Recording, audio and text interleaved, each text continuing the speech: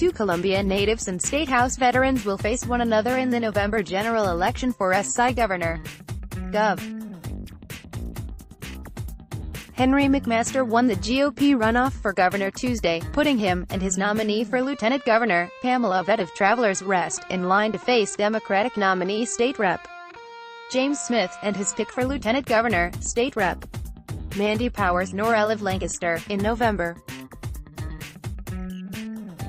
A look at that 3 keys to the McMaster-Smith race in November. 1. Who best frames the issues? All politics is local, they say. State Sen. Vincent Shaheen, the Camden Democrat who was his party's nominee for governor in 2010 and 2014, is advising his friend Smith to focus on kitchen table issues that affect South Carolinians in their everyday life. However, Republicans will try to nationalize the race for governor.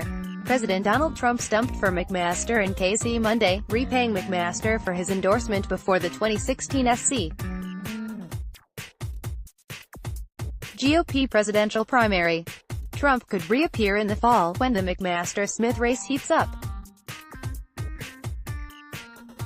Meanwhile, McMaster will be telling anyone who will listen that he should keep his job because he has the ear of the commander-in-chief, who is popular among SC GOP voters. Smith must do 2 things to counter.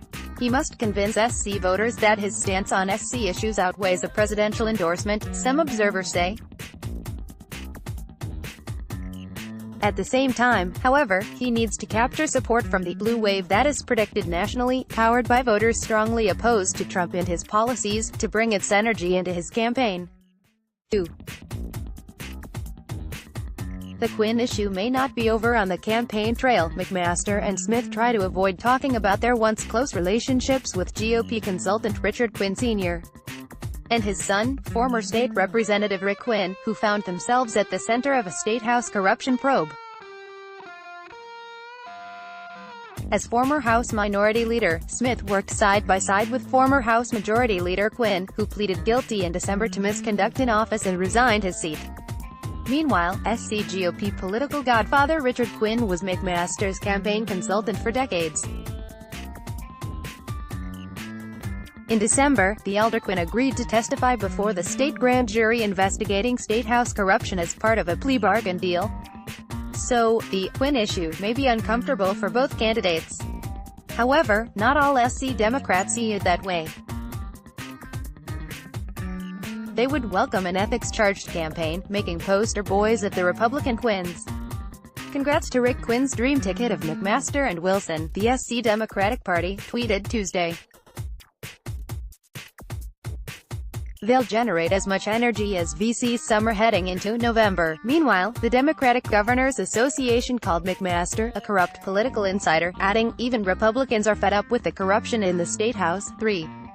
Defend their stances on abortion. The debate over abortion rights was a fixture in the GOP primary. Despite not being in that primary, Democrat Smith already has been on the receiving end of jabs from McMaster over his pro-choice stance, a contrast the pro-life McMaster is sure to make again in the months leading up to November. But Smith, who has the support of Planned Parenthood, could try to appeal to moderate voters who might have grown tired of hearing the GOP candidates argue over whether rape or incest victims or ill pregnant women should have access to abortion. SC for McMaster, Smith. Only 621,841 ballots were cast out by SC's 3 million registered voters in the June 12 primary.